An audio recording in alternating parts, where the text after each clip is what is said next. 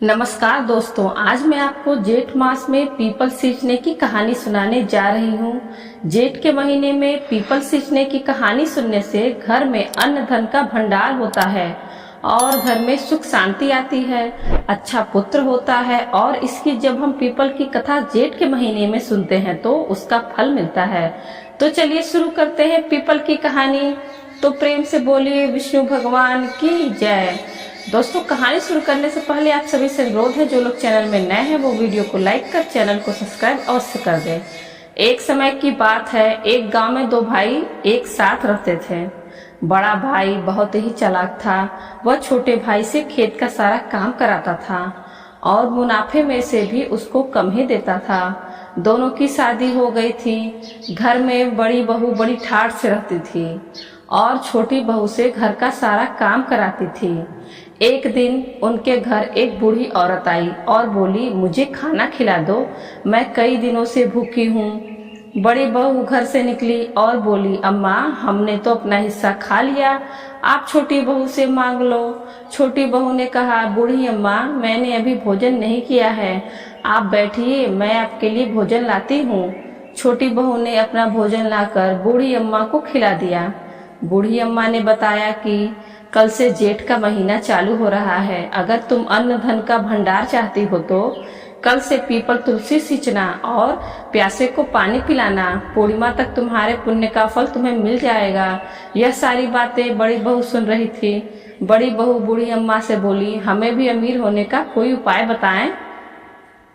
तब बूढ़ी अम्मा ने कहा, यह सबके लिए है, अगर तुम भी यह सब काम करोगी तो तुम्हारी भी कर्म का फल तुम्हें जरूर मिलेगा। छोटी बहू के साथ वह नित्य नियम लेने का तैयार हो गई।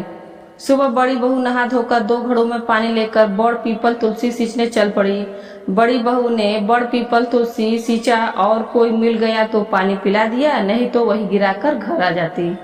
छोटी बहू बड़े प्रेम भाव से भगवान को भोग लगाती और बड़ पीपल तुलसी सींचती और वही बैठकर भगवान की भजन गाती और कथा कहानी कहती थी। जो भी आता उसे बड़े प्रेम भाव से पानी पिलाती। जब पूरा पानी समाप्त हो जाता तभी वह घर जाती। इसी तरह से नित्य नियम करते हुए 1 माह बीत गया। जेठ पूर्णिमा के अगले दिन सुबह बड़ी बहू अपने घड़े को देखा तो बड़ी बहू के घड़े में 1 सोने के सिक्के थे। छोटी बहू का घड़ा सोने के सिक्कों से भरा था। बड़ी बहू ने कहा, भगवान तो यह आपकी कैसी माया है, हम दोनों ने नित्य नियम बराबर किए थे, तो धन देने में आपने बेईमानी क्यों किया। तभी चमत्कार हुआ। जेठ मास के देव वहां प्रकट हुए और बोले, बड़ी बहू तुमने जो भी दान किया था उसी का फल है। छोटी बहू ने बड़े प्रेम भाव से नित्य नियम को निभाया। जब तक इसके घड़े का पानी खाली नहीं हो जाता तब तक यह लोगों को पानी पिलाती, भगवान के भजन करती। इसी कारण इसके पुण्य का फल ज्यादा है। बड़ी बहू भगवान के चरणों में गिर गई। बड़ी बहू भगवान से माफी मांगने लगी। उसकी आंखों में पश्चाताप के आंसू देखकर भगवान ने उसे माफ कर दिए और उसके भी घड़े मोहरों से भर दिए।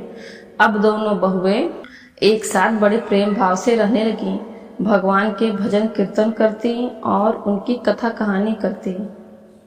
दोस्तों, जो भी व्यक्ति जेठ मास में बड़ पीपल तुलसी सींचता है, भगवान की कृपा उन पर सदैव बनी रहती है।